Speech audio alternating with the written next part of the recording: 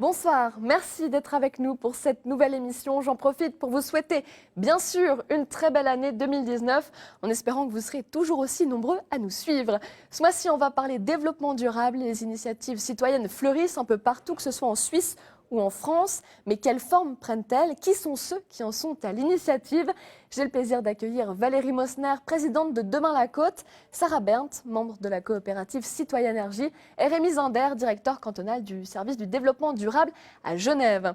Et puis en fin d'émission, comme toujours, découverte ludique de la région, avec cette fois-ci un plat très calorique et bien connu en Haute-Savoie, c'est la tartiflette et la confection du reblochon dans une ferme à quelques kilomètres de là. Tout ça, c'est juste après votre actualité transfrontalière. Haute-Savoie et Savoie ne feront-elles plus qu'un? C'est en tout cas l'idée d'un ancien ministre et député français. Hervé Guémard a lancé un pavé dans la mare. Il aimerait réunir ces deux départements sous l'appellation Savoie-Mont-Blanc d'ici 2030. Pour lui, les deux départements travaillent déjà en étroite collaboration et pourraient aller plus loin. La proposition n'a pas vraiment séduit les élus, mais le débat n'est pas terminé. Les élections prochaines en France devraient relancer le dossier. Les communes du Pays de Gex franchissent un nouveau pas. De communautés de communes, elles sont passées à communautés d'agglomération au 1er janvier. Les élus espèrent ainsi pouvoir asseoir de façon visible, durable et incontestable la position du Pays de Gex dans l'Ain et au sein du Grand Genève. Nyon pourrait rendre ses transports publics gratuits pour les vacanciers. Le conseil régional étudie cette possibilité pour les touristes séjournant au moins une nuit dans un hôtel du district. La prestation pourrait coûter 200 000 francs aux autorités. Créer des jardins, partager, mettre en commun des ressources, fabriquer une énergie verte, ce sont autant de projets qui naissent un peu partout autour de nous. Et de plus en plus, c'est la société civile, les citoyens qui en sont à l'origine. Sarah Berndt, Valérie Mosner, Rémi Zander, bonsoir. Bonsoir. Rémi Zander, ce terme-là de développement durable, il est un peu utilisé à toutes les sauces, on l'entend vraiment beaucoup. Est-ce qu'on peut le définir ou est-ce que c'est trop large ? Alors en deux mots, très résumé, il s'agit de trouver un équilibre entre les intérêts économiques, sociaux et environnementaux. Valérie Mosner, vous en tant que citoyenne, la vôtre de définition, est-ce qu'elle est semblable ? C'est plus pragmatique. En fait, on consomme plus de ressources qu'on peut en utiliser pour les générations futures, finalement. On vit à crédit environnemental. Demain la Côte, c'est un collectif que vous avez co-créé en 2016. Vous promouvez l'agriculture urbaine, les Ripper Cafés, l'énergie verte. On en parlera un peu plus largement juste après. Quand vous avez lancé ça, vous vous êtes inspiré de quoi? Il y a eu le film Demain, on le sait. Il y a eu aussi plein d'initiatives un peu autour de vous. Vous êtes inspiré de quoi? Alors on s'est rassemblés, on avait les plus jeunes 16 ans, les moins jeunes presque 80, et puis on partait un peu dans tous les chapitres finalement du film Demain. Et on a défini nos trois priorités locales d'action. Une, c'est l'agriculture urbaine. La seconde, c'est la consommation sobre. Et la troisième, les énergies renouvelables. Sarah Berndt, vous faites partie de la coopérative Citoyen Énergie, c'est en Haute-Savoie. Oui. Votre objectif, c'est de produire de l'énergie verte à partir de panneaux solaires qui sont installés un peu sur des toits proches les uns des autres. Vous, ce qui est un peu différent, c'est que ce n'est pas parti du citoyen, c'est parti d'un peu plus haut. Comment ça s'est passé? En fait, c'est les collectivités locales qui, depuis la loi de la transition énergétique, se sont un peu engagées à devenir des territoires à énergie positive, à limiter la production de gaz à effet de serre. Pour ce faire, le pôle métropolitain genevois a impulsé ce projet. Mais au tout début, il comptait très très peu de citoyens. Il a mis un peu du temps à se mettre en route. Et depuis, c'est vous qui Depuis, on est aux rênes, aux manettes de ce projet. Oui, un an après, on a constitué notre coopérative et puis petit à petit, les collectivités se sont retirées. Elles sont encore là en support logistique si nécessaire. Mais là, on est vraiment aux manettes de ce collectif. Donc comment ça marche? Vous êtes combien de citoyens? Il y a des groupes? Alors, depuis quelques mois, on a réussi à faire venir plus d'une centaine de coopérateurs dans notre société. Et on a des sous-groupes en fait, d'action. Le noyau dur, ça s'appelle le conseil de gestion. Et c'est ce conseil qui prend les décisions au jour le jour dans les projets, dans l'avancement des projets. Puis on a aussi notre assemblée générale annuelle qui va rassembler tous les souscripteurs et tous les souscripteurs auront le même droit au pouvoir en fonction de leurs actions. Vous allez équiper plusieurs toits à Régniézerie, premièrement, pour revendre l'électricité qui va être produite. Ça fera de l'énergie pour l'équivalent de 180 foyers par année, c'est ce que vous me disiez juste avant l'émission. C'est ça. Pourquoi ne pas profiter vous-même de cette électricité? Est-ce qu'on n'a pas le droit de consommer l'électricité qu'on produit en France? Alors, on a le droit de faire de l'autoconsommation, mais dans un modèle économique simple et rentable à court terme, on a préféré le modèle de revente. C'est-à-dire qu'on va avoir un tarif garanti sur 20 ans et pour nos modèles et nos calculs, on est sûr que pour lancer la société, c'est plus judicieux de commencer par ça. Il est clair que l'autoconsommation reste dans le pipeline et qu'on va développer ce genre de projet par après. La centaine de personnes qui a investi dans le projet va recevoir en retour des dividendes puisque c'est une société. Oui. L'énergie va passer quand même par des câbles d'EDF. Finalement, est-ce que c'est toujours Enedis? C'est ça a changé. Oui. Finalement, est-ce que c'est toujours très durable et très citoyen? On n'a pas le choix pour le moment, c'est le monopole de réseau est à Enedis et il est clair que dans un futur proche, on espère, on pourrait nous-mêmes être le réseau. Et tout est citoyen de A à Z, excepté ce réseau. On ne peut pas faire autrement. Valérie Mosner, vous avez aussi ce projet à terme de produire de l'énergie citoyenne. C'est via Optima Solar qui existe déjà ailleurs en Suisse. C'est quoi? C'est que ça ne bouge pas assez vite dans le politique, que vous ayez besoin de faire de l'énergie citoyenne? C'est ça la raison ou c'est autre chose? Alors, le politique avance bien. Sur notre district, notamment la commune de Nyon, la commune de Gland sont citées de l'énergie, elles avancent à leur propre rythme. Mais en fait, on s'inscrit dans une action complémentaire. Et donc, on sait que les citoyens, quand ils produisent de l'énergie, ont aussi réfléchissent sur leur consommation. Donc, le fait de devenir producteur implique de s'interroger sur sa propre consommation énergétique. Rémi Zinder, vous pilotez un petit peu tout ce développement durable à Genève. Quand vous voyez que les citoyens ont cette énergie-là à produire de l'électricité par eux-mêmes, vous le voyez comment? Parce qu'on est quand même très loin de grosses politiques de développement durable. Alors, à Genève, on a la chance d'avoir une électricité qui est 100% renouvelable. Donc c'est vrai, on est particulièrement favorisé aussi, peut-être par rapport à ce que vous vivez chez vous.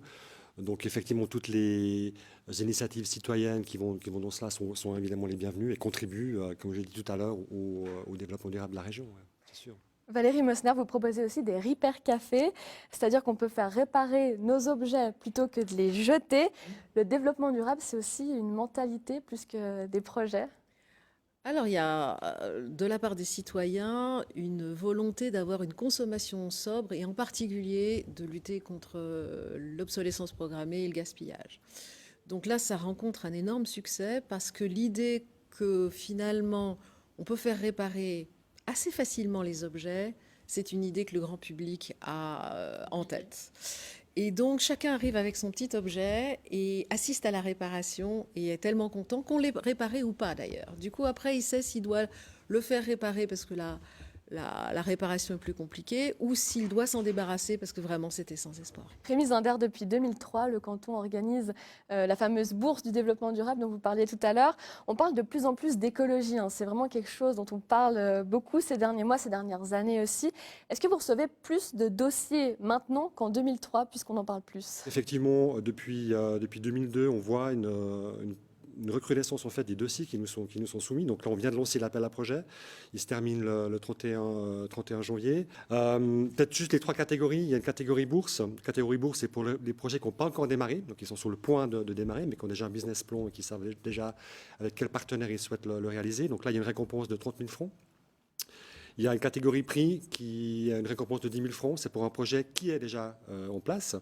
Et puis, il y a une distinction qui est pour les établissements publics autonomes et pour les communes genevoises. Donc, on a vraiment ces trois catégories auxquelles on peut déposer un projet.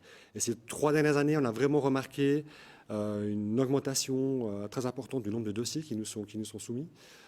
Généralement, on tourne, je dirais, autour de 40, 50 dossiers en moyenne, et là, on est plutôt vers 70, voire plus. Donc, ça montre aussi le dynamisme au sein de la société civile. On voit que c'est très créatif, il se passe plein de choses très intéressantes, et c'est très réjouissant, en fait, de voir tout ça. Et cette année, l'un des lauréats, c'est le Grand Atelier. Ce lieu de bricolage partagé s'est installé à la Jonction. Il s'adresse aux bricoleurs d'un jour ou aux bricoleurs réguliers.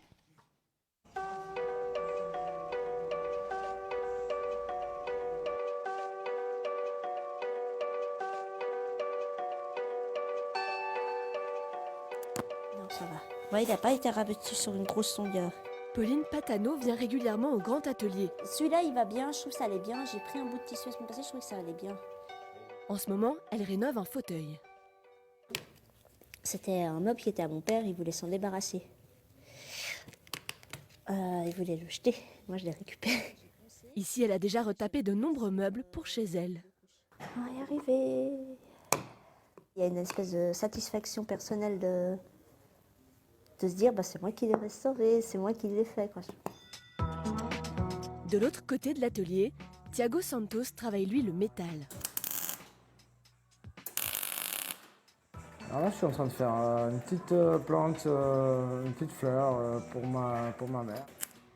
Il est tout jeune inscrit au Grand Atelier. Ce qui le motive, c'est l'aspect social du lieu, mais aussi son côté pratique. Il y a de quoi bricoler, il y a de quoi faire ce qu'on a besoin de faire sans forcément faire du chenille un peu partout à la maison. L'espace, c'est aussi la préoccupation de Sébastien Olivier. Ce luthier de formation cherche un lieu pour fabriquer ses instruments. Il vient voir à quoi ressemble l'atelier pour la première fois. Je travaille chez ma copine ou sur une table de jardin sur laquelle j'ai mis une grosse planche de bois, et quand je commence à raboter, ça bouge dans tous les sens, donc c'est vraiment pas idéal. Du matériel, de l'espace, des matériaux de récupération et de la rigolade, le tout s'inscrit dans une démarche durable. On n'est pas non plus des bricoleurs écolos talibans, mais il y a un peu ce côté quand même. On préfère la récup. Oui, on préfère la récup. Ça a plus de sens au niveau. Il y a une philosophie derrière, évidemment, qui est celle de récupérer, de réemployer des matériaux. Mais après, on a quand même le droit d'aller à Ikea de temps en temps. L'atelier cherche désormais un nouveau lieu pour s'installer, et si possible plus grand. Il aimerait pouvoir collaborer avec un autre acteur du développement durable, Matérium, une association de matériaux de récup. Rémi Zinder, on vient de voir ce grand atelier. Qu'est-ce qui a plu dans ce projet? Qu'est-ce qui plaît? Il est novateur, donc c'est créatif, c'est vraiment, on voit le côté social aussi très, très important, de faire venir les gens sur place pour travailler, pour les accompagner, pour réparer aussi, donc on va tout à fait dans le sens d'un développement durable. Et puis cette recherche de synergie avec Matérium notamment, qui a aussi été un lauréat il y a quelques années, me semble effectivement une collaboration qui est très intéressante, quoi. Valérie Mosner, vous avez participé au prix du développement durable, cette fois-ci du côté de Nyon. Ce genre de concours, c'est utile quand on est une jeune association et qu'on se construit? Oui, parce que ça permet de s'interroger entre nous de qui on est et de ce qu'on veut finalement réaliser, quelles sont nos missions, mais qu'est-ce qui nous porte.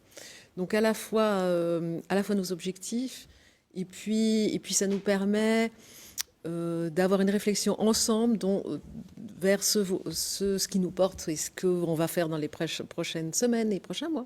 Sarah Berndt, il a fallu aussi pour vous résumer, avoir un vrai discours, c'est ça qui est pas facile au départ? J'ai trouvé ça plutôt facile en fait, parce que les gens, ils sont demandeurs et ils sont dans cette démarche, la plupart des gens, et puis c'est incroyable l'énergie qu'on a. On va créer de l'énergie, mais on a d'abord cette énergie entre nous qui fait qu'on va créer cette énergie. Et puis, on l'a vu à nos souscriptions, en quelques mois, on a eu 100 000 € de souscriptions. Enfin, on était juste super étonnés. Et puis, ça continue, c'est exponentiel. En fait, les gens, ils attendent ça.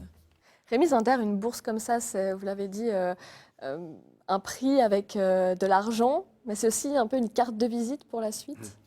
C'est vrai que ça dépend un peu de la taille, si on parle des entreprises qui postulent à ce concours, ou de l'association qui a peut-être plus besoin d'argent pour démarrer son projet qu'une grande entreprise déjà bien installée. Donc il y a aussi ce côté de la reconnaissance en fait finalement de la part de l'État de Genève pour des projets qui sont vraiment exemplaires et le fait de pouvoir utiliser ensuite cette notoriété en guillemets permet aussi ça peut déboucher sur des collaborations et des recherches de fonds et autres pour développer les projets. C'est aussi ça que recherchent les candidats qui postulent le concours. Ça, c'est une aide qui vient d'une institution. Valérie Mosner, l'aide de l'État des communes, à un moment, elle est nécessaire. On ne peut pas faire du 100% citoyen seulement dans son coin, dans son jardin. Si, peut-être, mais il y aura moins d'impact. Et donc, je trouve tout à fait intéressant cette complémentarité avec les communes et avec le canton. De Malakote, on a un bon dialogue avec l'ensemble des communes avec lesquelles on est, que ce soit Nyon, que ce soit Gland, que ce soit Prangin, que ce soit Levaux. Donc il y a une écoute aussi du politique communal qui attend aussi que les citoyens finalement se révèlent et se réveillent et qui sont prêts à soutenir, en tout cas d'un point de vue logistique et de communication. Sarah Berndt, vous me disiez en préparant aussi cette émission qu'il faut un accord des communes pour installer des panneaux solaires sur certains bâtiments. Oui. Vous n'avez pas l'impression parfois d'être un peu dépossédé de votre projet quand il y a un stop qui est donné par une commune? Oui et non, en fait, ça nous motive quand il y a du challenge. Typiquement à Collonges, on avait le projet d'installer des panneaux sur la salle des fêtes et déjà il a fallu avoir l'accord de l'architecte parce que les architectes des bâtiments de France, ils ont leur mot à dire. Bien entendu, il ne faut pas que les panneaux solaires enlaidissent la bâtisse. Il a été tout à fait OK. Donc là maintenant, on doit changer le plan local d'urbanisme, mais pour nous, c'est des obstacles qui contribuent au charme de la démarche. Quand vous voyez des projets comme ça, d'électricité sur Vaud, vous sur la Haute-Savoie, ça ne vous donne pas envie de vous rassembler? Exactement. On a discuté l'opportunité du prix du développement durable en conseil de gestion récemment. Puis on s'est dit, l'énergie, elle n'a pas de frontières. On est au courant que de Malakote Vous êtes au courant? on est bien au courant que de Malakote a ce type de projet et on a émis l'hypothèse de pourquoi pas postuler ensemble. C'est quelque chose Ensemble, on va plus loin. C'est quelque chose qui pourrait marcher ou pas? Si le comité d'Optima Solar La Côte dit oui, alors pourquoi pas? On va se dépêcher puisque la date pour déposer les dossiers, c'est le 31 janvier 2019.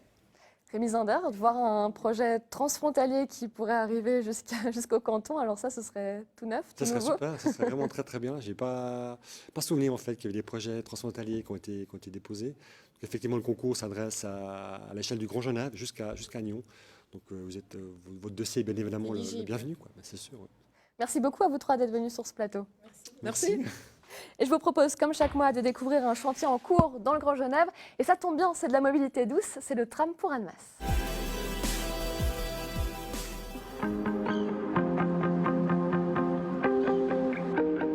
On est en train de prolonger sur 2 km le tramway vers Annemasse. On a 30% de vitesse commerciale supplémentaire par rapport à un bus et puis une plus grande capacité, une plus grande fiabilité qui permettra de quasiment tripler la fréquentation sur cet axe de trajet transfrontalier.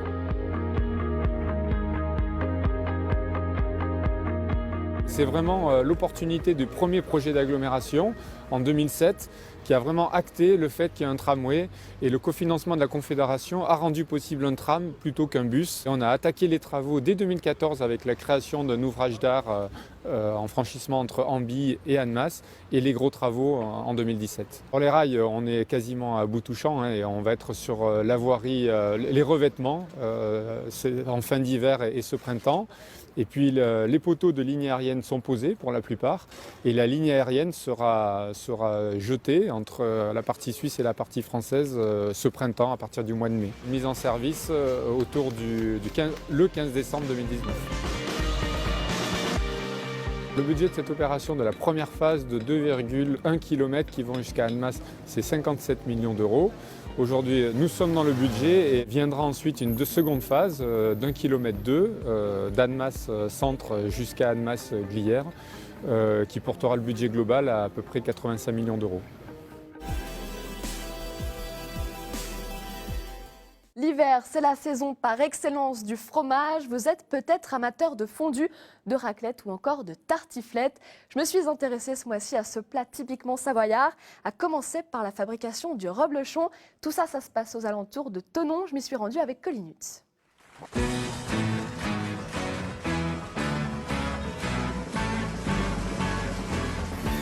Sexy.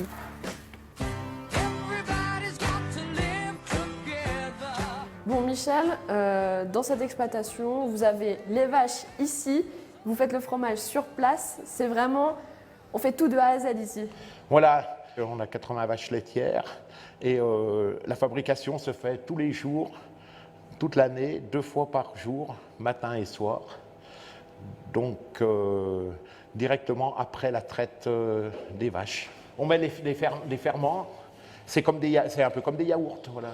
Et après on met la présure pour la coagulation.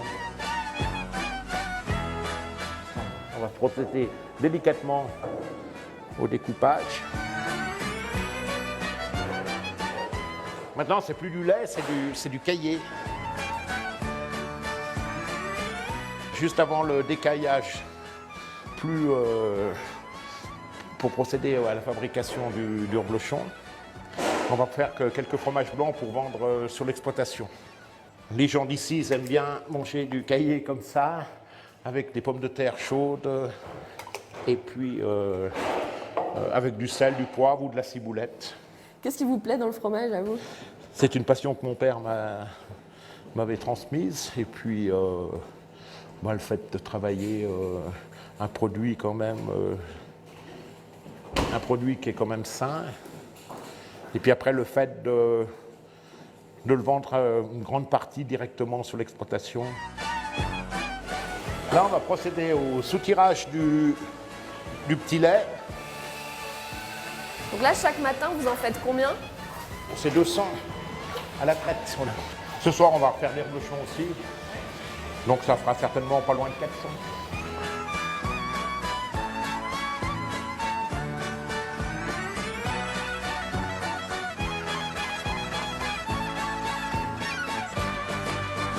Dans la OP reblochon, le minimum c'est 450 grammes et le maximum 550. Donc on a une marge de 100 grammes.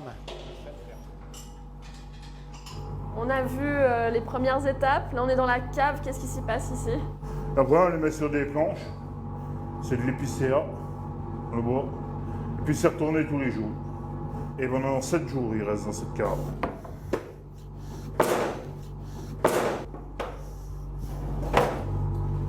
Au bout du 5e jour, il faut les laver.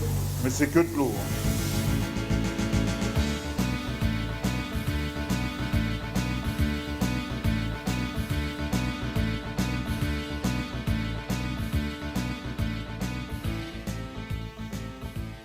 Là, on voit, c'est l'étape d'après, c'est ça? Ils ont mis retourner tous les jours aussi, tous les jours au départ, et après tous les 2 jours, 3 jours, ça dépend en fonction dès qu'ils ont pris le blanc. Et il reste combien de temps comme ça? Pour être consommé, c'est 3 semaines. Celui-là, on peut les manger. Vous êtes fiers de voir le... Avoir un croûtage comme ça, qui est joli, qui n'a pas de taches, rien, ouais. Si, c'est quand même bien. Et qu'ils soient mous comme ça. Parce que nous, on aime les reblochons qu'on les coupe, qui coulent un peu. Qu'ils ne soient pas fermes, ouais, si. On dit qu'on a bien travaillé.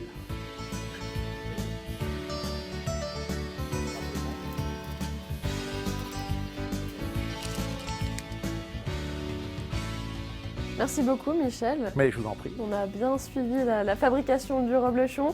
Merci et beaucoup. Avec ce reblochon, on peut fabriquer la fameuse tartiflette, bien sûr. C'est la 2e étape de ce reportage. On va à l'étape du Savoyard.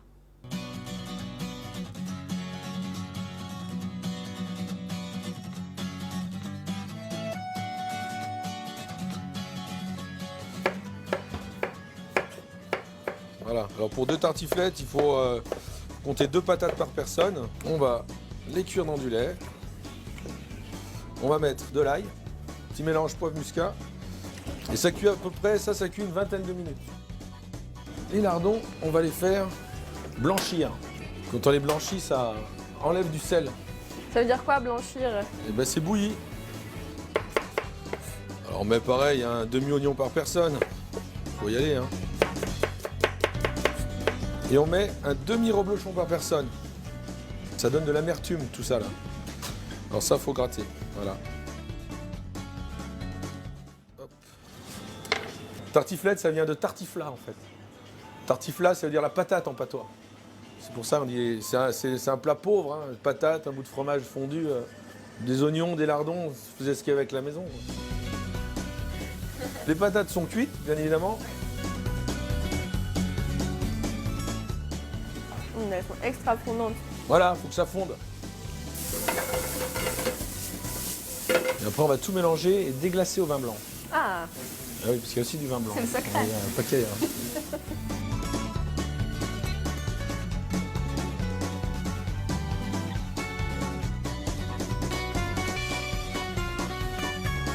Il est un petit peu gros celui-là. Le plat est un peu petit. Voilà, mieux là. Mon petit doigt m'a dit que c'est vous qui aviez fabriqué Les plats, les plats. je disais la taille du reblochon, c'est pour ça. Magnifique, donc vous êtes aussi un peu potier Alors, aux je heures débute, je perdues. débute, je débute. J'ai commencé il y a 1 an et demi.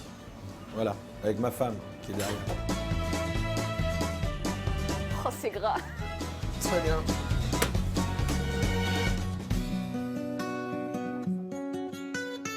Voilà, bienvenue au Haute-Savoie. Alors, on goûte cette fameuse tartiflette. Oh là là, c'est bon.